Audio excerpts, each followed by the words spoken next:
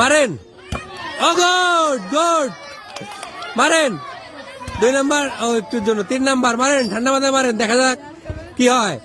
ও না, চলে আসেন, দৌড়তে আসেন, ছোট তালি হবে, তালি হবে।